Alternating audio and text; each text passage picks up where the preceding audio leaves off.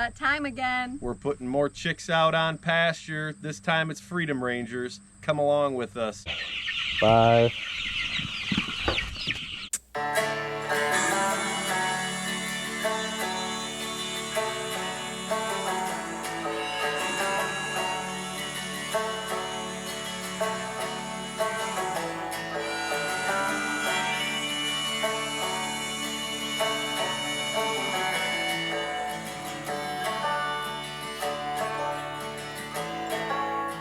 These tractors are sitting right where the last ones left off, and just for convenience sake we're going to move them on the other side of the field. That's where the other group of chickens are, so it just makes it a lot easier to feed and water them if they're all together. These ones will be lacking behind because they'll only be moved once a day for a little while, where those are on their end of their life cycle, so they're being moved twice a day, but at least they'll be in the general vicinity of one another.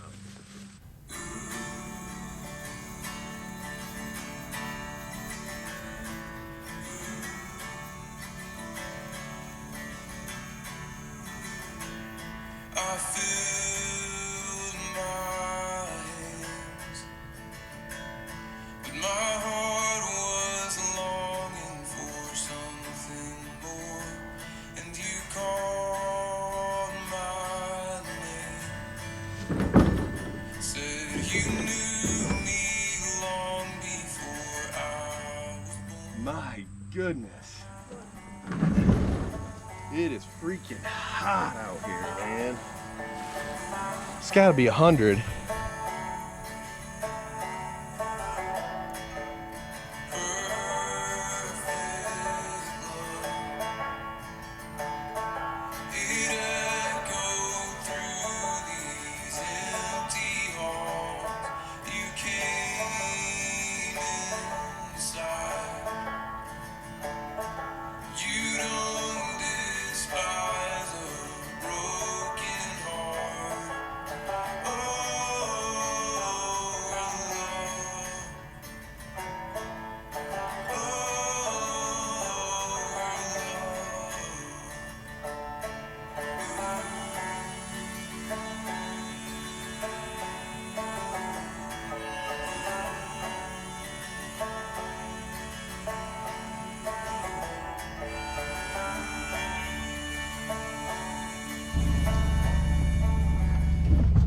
Our gator smells like sweat. I think it's from Allison. No. Passenger side smells fine. They're gonna be eating real good. The cattle just came in here and grazed this down about 4 weeks ago, so the clover's taken right back off. You can see all that clover. And I hate to even drive in it, but we don't have much of a choice.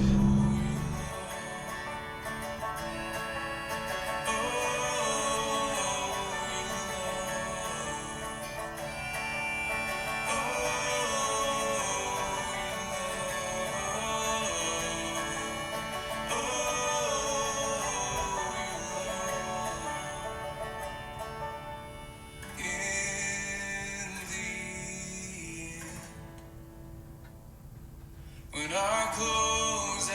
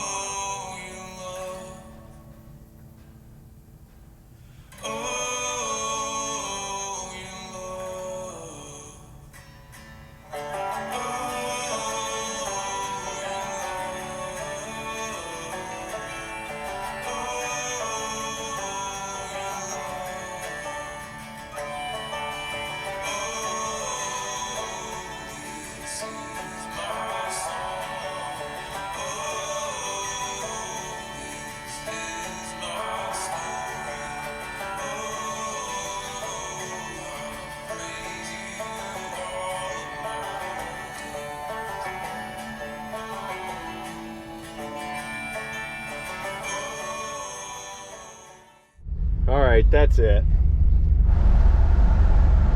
Can't take the smell of your own sweat. Turning the AC on. Ooh, that's nice.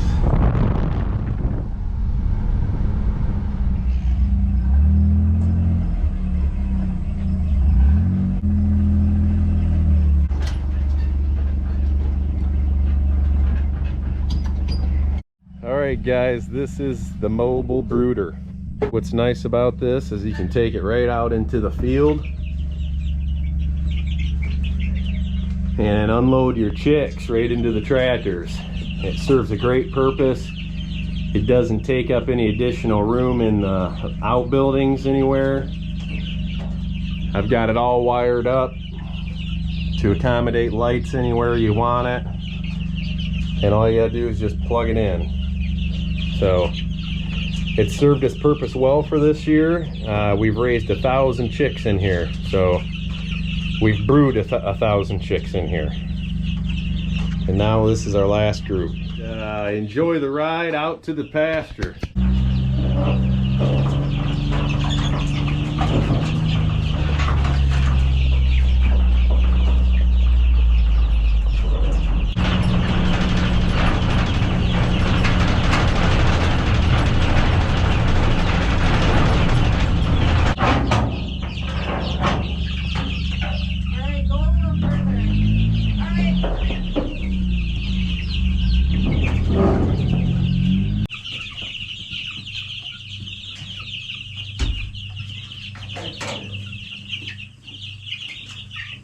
All right, well, we just about killed ourselves moving these things again because we didn't really care for the placement of them.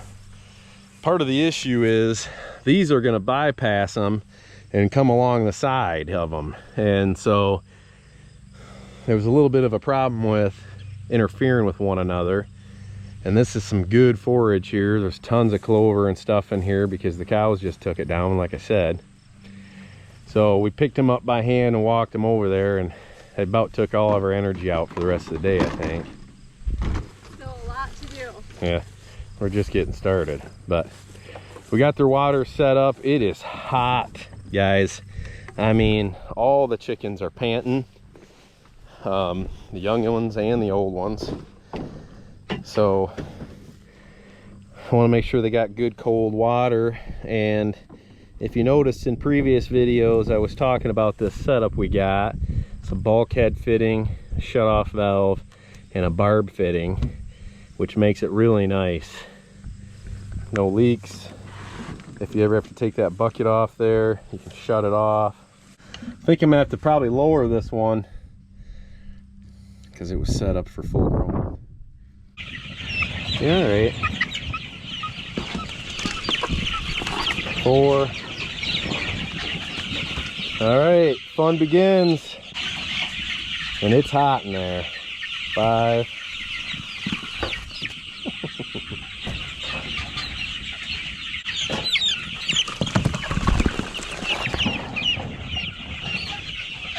6, 7,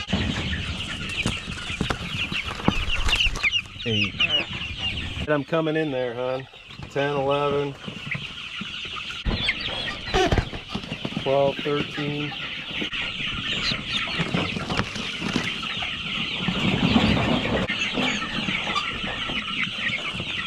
34, 36, 37, 38, 40.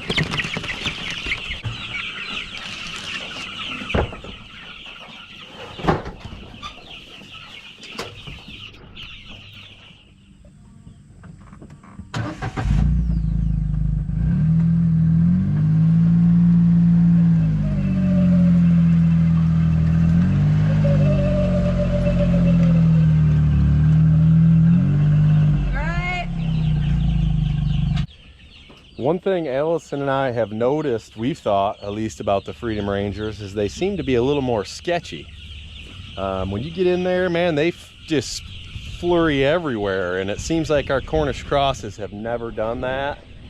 So maybe it's just the batch, I don't know, but what's your experience on that? You guys got anything?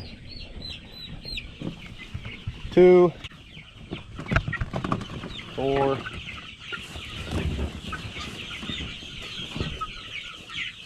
6, 12, 14, 16, 18, 51. We need one more. One more, huh? 52.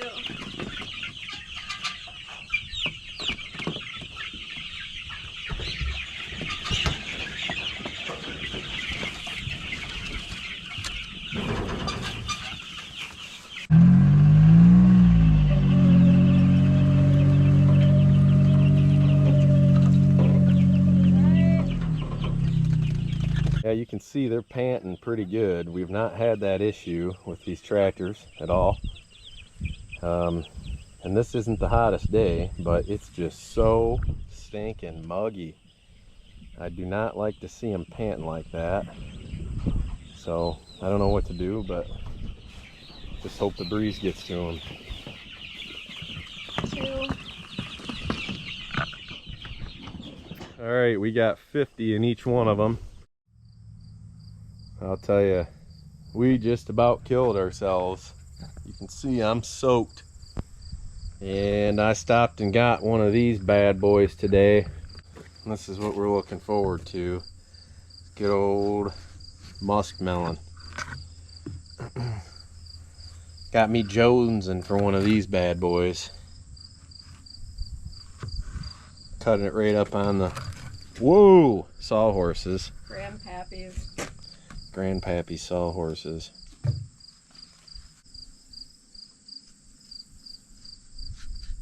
Losing some.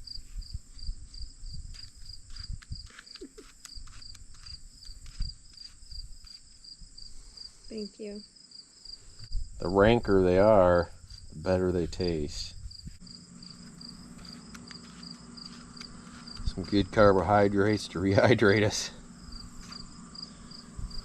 Go and immediately do chores, and that's why we're taking a break now, trying to rehydrate, get some lope in us. The muskmelon.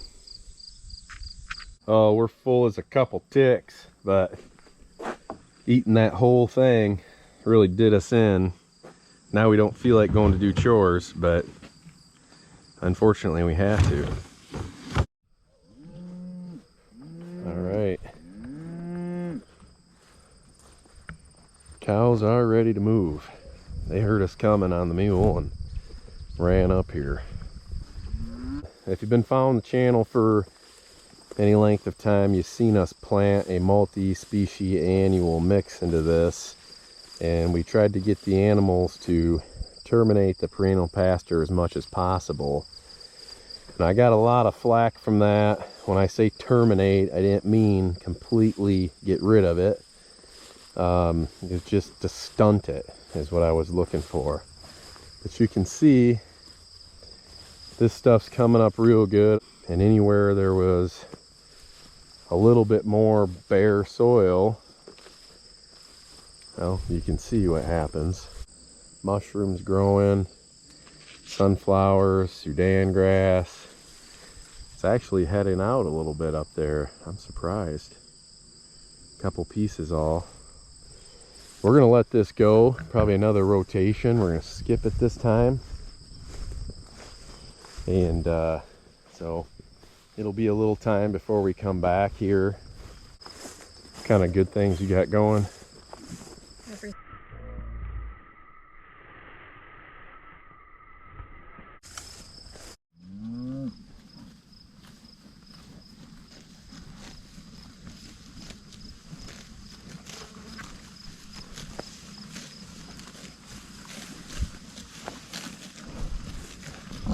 What's up, Buster Brown?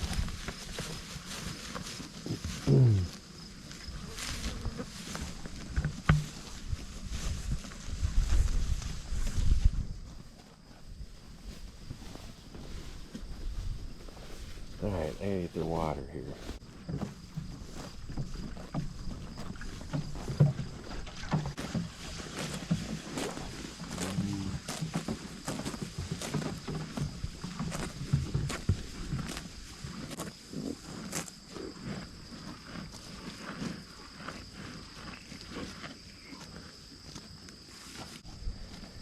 One of our original cows we got when we purchased the farm, or the second farm.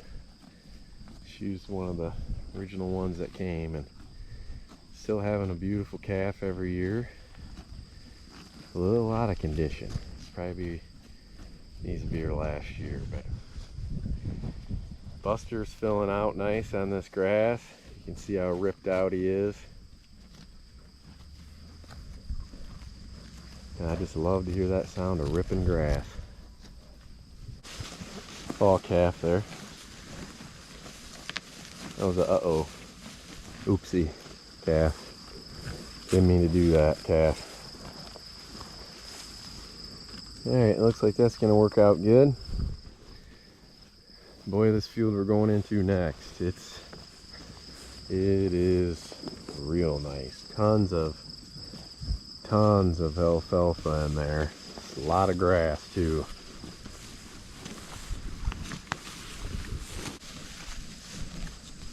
There's little Bubba. I think he's going to turn out to be a pretty nice little bull. Really do. Down here. You little baby girls. All them birds, so pretty. It's a reciprocal relationship. It's exactly what I like to see. You know? Yeah. Symbiotic. Wait, there's one right there. What? Reciprocal Symbiotic. and symbiotic. There's a give and a take. Well, those flies are sure taking a lot out of those cows, I can tell you that. By the shape of them, mamas, man, they just are, they're hurting this year. There's a couple of them panting in here, but not nearly as much as the other ones that are in the sun. I've talked about this material that I've used in the past. I mean, this stuff is really good. I mean, if you look at even this one that's been in the sun all day, the surface temperatures aren't supposed to get over like 110 degrees. That's not even hot. It actually feels maybe even cooler than my hand, to be honest with you. So it's really good stuff. Some people have commented you need to remove the sides, and they have a cross ventilation here, and I have thought about removing maybe just at least one of the sides. Maybe I will. Maybe today's the day I do that, because I have not seen them panting so bad before. But today they're definitely panting, the ones that are in the sun. Alright, time to move these chickens here. Little update on them. They're doing really nice. Look at that little tiny thing. Anybody that raises chickens, they got anything like that? I don't understand what the deal is with them. I mean, look at the size of his partners here. They're all the same age. And then you got this guy right here. What's up with that? Hardly growing in. I don't know. Side of them. It looks like they're in there doing well. Nobody's panting in there anymore that I can see.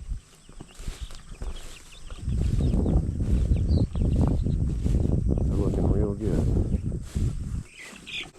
Checking for little holes around the outsides of the crates. I already see one I gotta address back at that first one.